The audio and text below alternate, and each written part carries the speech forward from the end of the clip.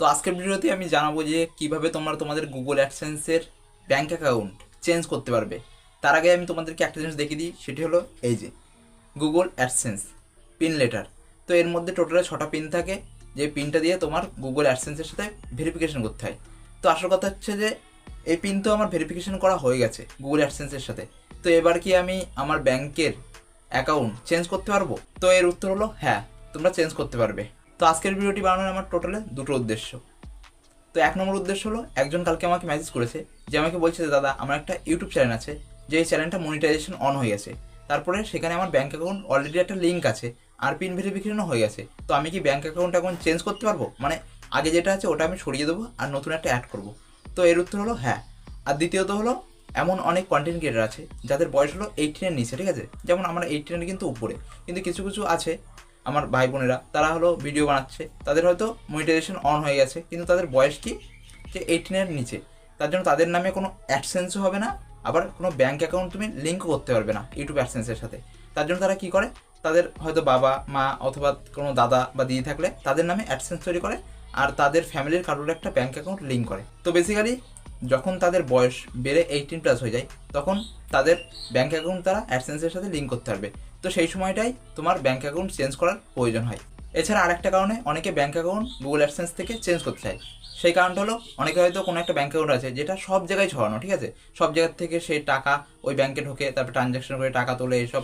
তো অনেকে চায় যে আমি ওই ব্যাঙ্ক অ্যাকাউন্টটা ওখান থেকে সরিয়ে দেবো, দেওয়ার পর একটা আলাদা একটা ব্যাঙ্ক অ্যাকাউন্ট খুলবো, সেটা শুধুমাত্র ইউটিউবের টাকাটা আমি নেওয়ার জন্য অ্যাড করব। তো সেই ক্ষেত্রে অনেকে চেঞ্জ করে থাকে। তো অ্যাডসেন্সে তোমাদের ব্যাঙ্ক অ্যাকাউন্ট চেঞ্জ করার জন্য তোমাদেরকে প্রথমে গুগলে যেতে হবে এবং সেখানে গিয়ে সার্চ করতে হবে অ্যাডসেন্স। এরপর তোমরা অ্যাডসেন্স সার্চ করার পর নিচের দিকে একটু স্ক্রল করে আসলে সেখানে দেখতে পারবে লেখা আছে sign in to continue to AdSense. ওর ওপর তোমরা ক্লিক করবে।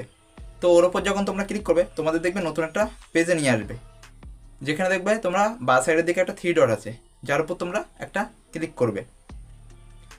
তো বা সাইডের উপর ক্লিক করার পর দেখবে অনেকগুলো অপশান চলে এসেছে। এর মধ্যে পেমেন্ট বলে একটা অপশান আছে, ওর উপর ক্লিক করবে। আর পেমেন্টের উপর ক্লিক করলে এখানে দেখবে আবার দুটো অপশান চলে এসেছে, পার্সোনাল ইনফরমেশান আর ভেরিফিকেশান। তো পার্সোনাল ইনফরমেশনের উপর ক্লিক করবে।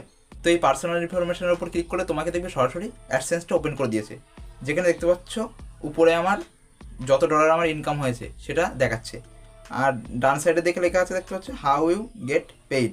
আর পাশে আমার ব্যাঙ্ক অ্যাকাউন্টটা লিঙ্ক করা আছে। তো এবার আসল কথা হচ্ছে যে এই ব্যাঙ্ক অ্যাকাউন্টটা আমি সরিয়ে অথবা এই ব্যাঙ্ক অ্যাকাউন্টটাও রেখে আমি আরেকটা ব্যাঙ্ক অ্যাকাউন্ট কীভাবে এর সাথে লিঙ্ক করবো। তার জন্য তোমরা নিচের দিকে দেখবে একটা লেখা রয়েছে ম্যানেজ পেমেন্ট মেথড। তো ওর উপর তোমরা ক্লিক করবে।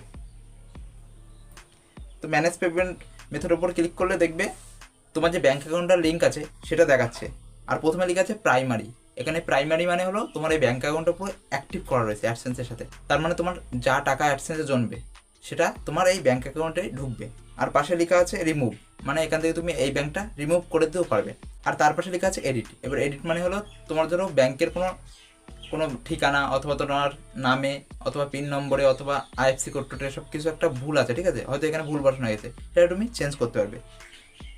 এবার আর একটা ব্যাঙ্ক অ্যাকাউন্ট এর সাথে লিঙ্ক করার জন্য তোমার পাশে দেখবে একটা লেখা রয়েছে অ্যাড পেমেন্ট মেথড। এর উপর তোমরা ক্লিক করবে। তো এখানে তুমি প্রথমে যা যা তথ্য দিয়েছিলে ঠিক তাই তাই তথ্য দেওয়ার জায়গা এখানে রয়েছে। তো প্রথমে লেখা আছে নেম অফ ব্যাঙ্ক অ্যাকাউন্ট, মানে যার নামে ব্যাঙ্ক অ্যাকাউন্টটা আছে তার নাম এখানে বসাতে হবে।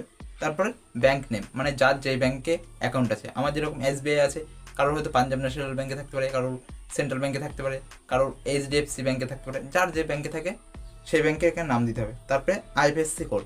এবার আইএফএসসি কোডটা তোমাদের ব্যাঙ্কের পাসবুকে থাকে, সেখান থেকে তোমরা দিয়ে দেবে। তারপরে আছে সুইপ কোড। এবার সুইপ কোডটা তোমরা কীভাবে সার্চ করবে সেটা আমি এবার তোমাদেরকে দেখাই। তো সুইপ কোডটা সার্চ করার জন্য তোমাদেরকে যেতে হবে গুগলে। তো গুগলে গিয়ে তোমরা প্রথমে সার্চ করবে যে যে ব্যাঙ্ক, ঠিক আছে? তো আমার যেহেতু SBI, তো আমি সার্চ করবো যে SBI sweep code in West Bengal. তো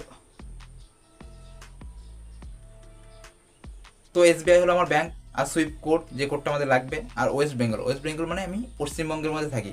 এর পশ্চিমবঙ্গের যদি আমি সুইপ কোড সার্চ করি তাহলে এখানে কি দেবে দেখি একবার। তো দেখতে পাচ্ছ আমি যখন সার্চ করেছি sweep code in West Bengal SBI, তখন আমাকে কী দিয়ে দিয়েছে, কোথায় সুইপ কোড দিয়েছে একবার দেখো। কলকাতা সুইপ কোড দিয়েছে। যেহেতু আমার শহর, আমার ওয়েস্ট বেঙ্গলের রাজধানী যেটা, ঠিক আছে, কলকাতা। আমার শহর যেহেতু কলকাতা, তার জন্য সে কলকাতার সুইপ কোডটা দিয়েছে। এবার এই সুইপ কোডটা তুমি যদি ওয়েস্ট বেঙ্গলের মধ্যে থাকো তাহলে ইউজ করতে পারবে।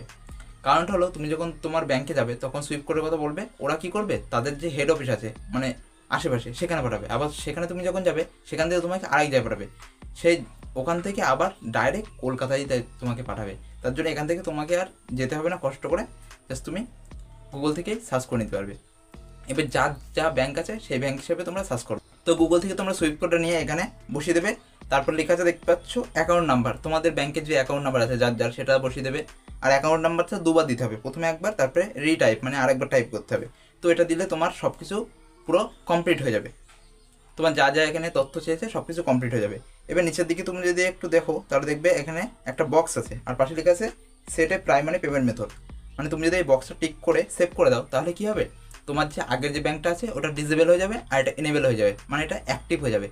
এবার কী হবে, যখন ইউটিউব থেকে টাকা পাঠাবে তখন ওই ব্যাংকে না গিয়ে তোমার এই ব্যাংকে টাকা ঢুকে যাবে। তো বেসিক্যালি আমি আমার ব্যাংক অ্যাকাউন্ট চেঞ্জ করতে চাই না, কারণ আমার হলো একটা অ্যাকাউন্ট, তার জন্য আমি আর চেঞ্জ করতে চাচ্ছি না।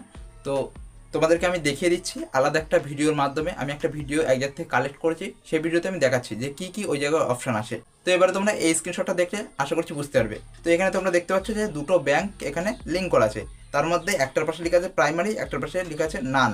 এবার প্রাইমারি মানে হলো তোমার এই ব্যাংকটা অ্যাডসেন্সের সাথে অ্যাক্টিভ করা আছে, তার মানে হলো যখন তোমার ইউটিউব থেকে টাকাটা ছেড়ে দেবে তখন তোমার এই ফার্স্ট ব্যাংকে ঢুকবে যেটা আমার প্রাইমারি করা আছে। আর সেকেন্ডটা দেখতে পাচ্ছ নান করা আছে। এবার এখান থেকে তোমরা সেকেন্ডটা রিমুভও করে দিতে পারো।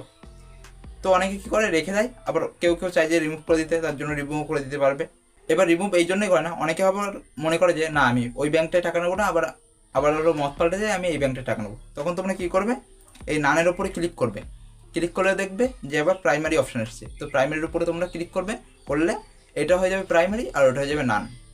তার মানে এবার টাকা তোমার এই ব্যাংকে ঢুকবে আর ওই ব্যাংকে ঢুকবে না। তো আশা করছি তোমরা বুঝতে পেরেছো যে কীভাবে তোমরা তোমাদের অ্যাডসেন্সের ব্যাংক অ্যাকাউন্ট চেঞ্জ করবে। তো আজকের ভিডিওটি এতটুকুই। তো ভিডিওটি ভালো লাগলে অবশ্যই লাইক করো, কারণ বুঝতে পারছো আমার দেখতে পাচ্ছ ঘাম কি হচ্ছে একবার, কারণ আমি যখন ভিডিও বানাই তখন আমার ফ্যানটাকে অফ করে তাই ভিডিও বানাতে হয়, নইলে সাউন্ডটা ভালো ওঠে না, তার জন্য আমাকে ফ্যান অফ করে ভিডিও বানাতে হয়। আর ভিডিওটি কেমন লাগলো অবশ্যই কমেন্ট করে জানিও, আর সাবস্ক্রাইব মাস্ট করবেই।